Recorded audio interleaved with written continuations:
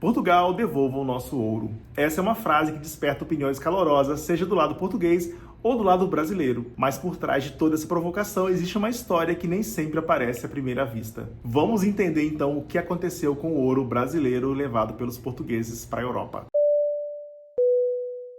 Durante séculos, toneladas de ouro foram retiradas do Brasil e atravessaram o oceano rumo à Europa, uma riqueza que ajudou a sustentar impérios, financiar obras grandiosas e até influenciar o equilíbrio econômico mundial. Mas afinal de contas, o que aconteceu com todo esse ouro que foi retirado do Brasil? Para onde ele foi e por que até hoje provoca tanto debate? E a resposta passa por luxo, poder, dívidas, acordos internacionais e, claro, a exploração brutal da colônia. Neste vídeo, a gente vai voltar no tempo e entender como essa história começou, como o ouro foi explorado, transportado e, principalmente, qual o seu verdadeiro destino. Mais do que uma questão de posse, essa é uma história de poder, economia e marcas que o passado deixou até hoje no presente. A história do ouro brasileiro começa muito antes dele ser encontrado.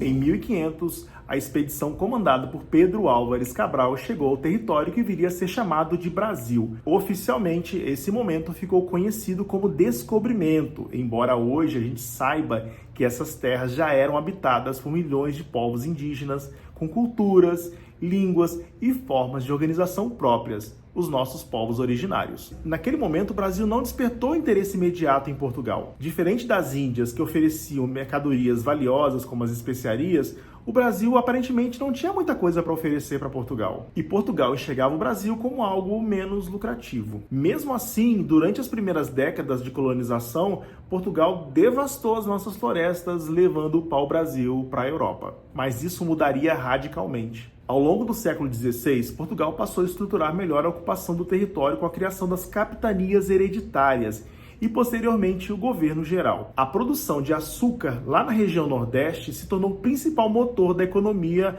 entre Brasil e Portugal naquela época, tudo isso movido com mão de obra escravizada. No entanto, havia um desejo mais profundo da coroa portuguesa: encontrar metais preciosos no Brasil. Ouro e prata naquela época eram um grande símbolo de poder. Quanto mais ouro e prata os países acumulavam, mais poder eles tinham. E os portugueses cresceram os olhos quando os espanhóis descobriram ouro e prata nas regiões que hoje são Bolívia e Peru. Durante muito tempo, expedições conhecidas como bandeiras, organizadas principalmente a partir de São Paulo, avançaram para o interior do território em busca dessas riquezas. Inicialmente, capturavam indígenas para escravização, mas aos poucos o foco foi mudando. Até que no final do século XVII, finalmente o ouro foi encontrado. A descoberta de ouro na região de Minas Gerais transformou completamente a dinâmica da colônia. Em poucos anos, uma verdadeira corrida ao ouro tomou conta do Brasil. Milhares de pessoas se deslocaram para o interior.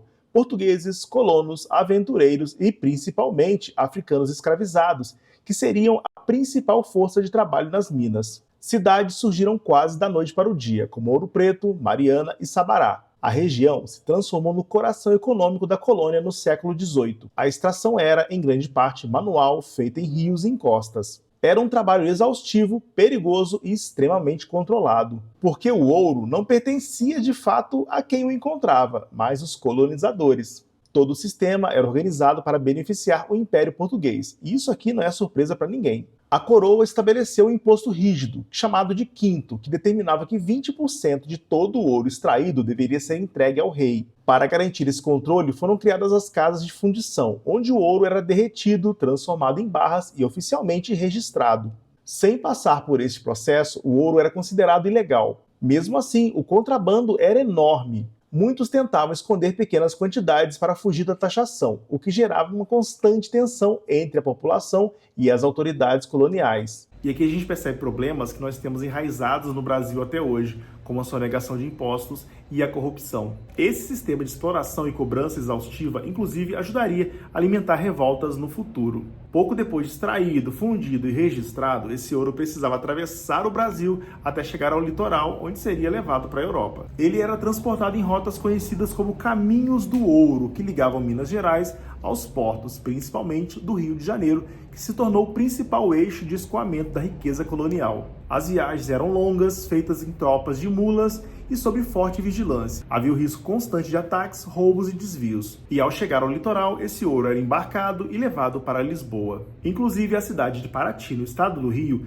teve um papel muito importante no escoamento do ouro brasileiro, principalmente no momento inicial do ciclo do ouro. No final do século XVII e início do século XVIII, quando as jazidas foram descobertas em Minas Gerais, ainda não existia uma estrutura consolidada para transportar essa riqueza até o litoral. Foi nesse contexto que surgiu o chamado Caminho Velho, uma das principais rotas utilizadas para ligar a região mineradora ao mar, na que hoje é conhecida como uma das rotas da Estrada Real. Essa rota conectava o interior de Minas ao litoral fluminense, chegando na cidade de Paraty, no estado do Rio. Mas havia um problema: o trajeto era longo, difícil e pouco controlado.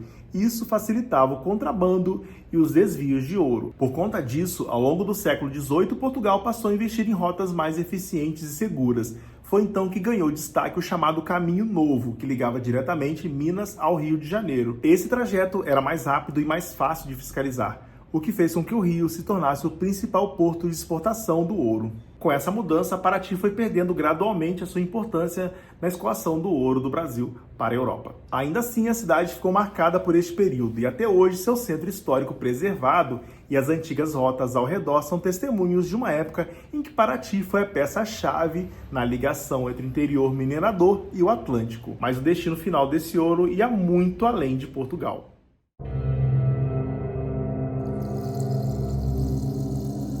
O ouro brasileiro ajudou a financiar palácios, igrejas, conventos, obras públicas e toda a pompa da corte. Um dos maiores símbolos é o Palácio Convento de Mafra, uma construção monumental erguida no século XVIII durante o reinado de Dom João V. O tamanho, o luxo e a grandiosidade da obra era uma demonstração clara de poder, e esse poder tinha muito a ver com a riqueza que vinha do Brasil. Os portugueses queriam impressionar os vizinhos e queriam um palácio tão grande quanto o Palácio de Versalhes na França. O ouro também ajudou a revestir Portugal de esplendor religioso e artístico. Igrejas foram decoradas, altares ganharam ornamentações exuberantes, objetos sacros foram produzidos em larga escala e o reino projetava para a Europa a imagem de uma monarquia rica, forte e gloriosa.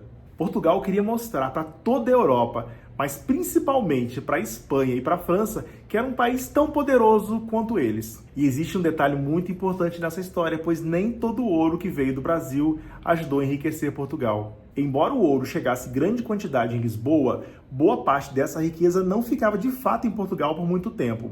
Isso porque o reino português tinha uma economia relativamente frágil.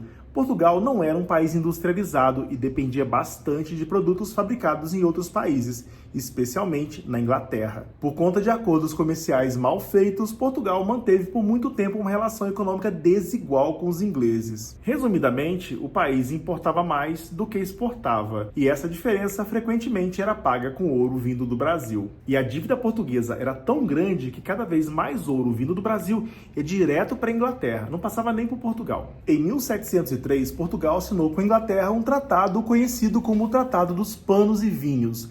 Na prática, esse acordo facilitava a entrada de tecidos ingleses em Portugal e favorecia os vinhos portugueses no mercado inglês. Só que no fim das contas, a balança comercial continuava sendo mais favorável para os ingleses. E essa dívida era paga com o quê? Com ouro brasileiro, lógico. Por isso, uma parte muito significativa do ouro brasileiro não enriqueceu Portugal, mas ajudou a fortalecer a economia inglesa. Na prática, isso significa que o ouro brasileiro ajudou a financiar o crescimento econômico inglês, contribuindo diretamente e indiretamente para transformações futuras da Revolução Industrial. Sim, Portugal ficou endividado, deu quase todo o ouro brasileiro de lambuja para os ingleses e ajudou a financiar a Revolução Industrial. E isso muda bastante a forma como a gente enxerga a história, porque o ouro brasileiro não foi apenas símbolo de luxo, ele foi também uma peça importante de um sistema econômico internacional. O Brasil produzia, Portugal arrecadava e a Inglaterra lucrava. Enquanto isso, aqui na colônia, a realidade era bem diferente da imagem dourada que se vendia na Europa. A mineração dependia de trabalho pesado, condições extremamente duras e principalmente de mão de obra escravizada africana. Foram homens e mulheres escravizados que sustentaram grande parte dessa riqueza com o próprio corpo. A história do ouro brasileiro, portanto, não é apenas uma história de riqueza, mas também uma história de violência, sofrimento e exploração. A corrida do ouro transformou o território brasileiro. Surgiram vilas, estradas, novos centros urbanos e uma vida econômica intensa no interior, especialmente em Minas Gerais. Mas essa transformação veio acompanhada de vigilância, impostos, repreensão e disputas pelo controle das riquezas. E quando o ouro começou a diminuir na segunda metade do século XVIII, Portugal não reduziu a cobrança não, eles continuaram querendo mais e mais, porque a economia deles era muito dependente do ouro brasileiro. Lembra das dívidas com a Inglaterra, né? E foi nesse contexto que cresceu a revolta contra a coroa portuguesa. E toda essa revolta crescente ajudou a alimentar movimentos como a Inconfidência Mineira. No fim, o ouro brasileiro foi usado por Portugal para ostentar poder, financiar obras monumentais, sustentar uma monarquia pomposa, pagar dívidas, manter relações comerciais e reforçar o seu próprio império. E ficou alguma coisa no Brasil?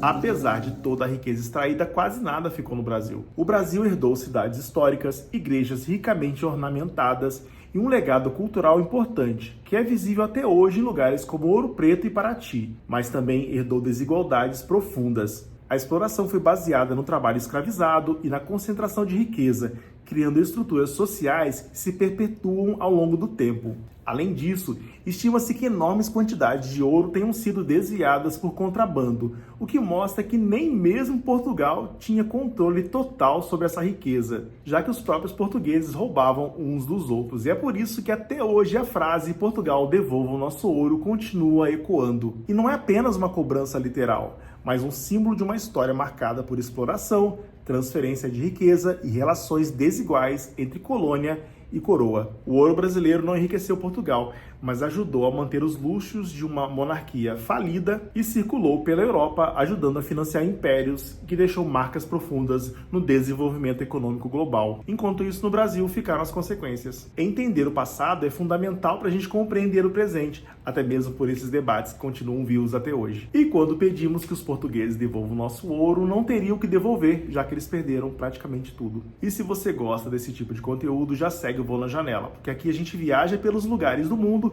mas também pelas histórias que esses lugares escondem.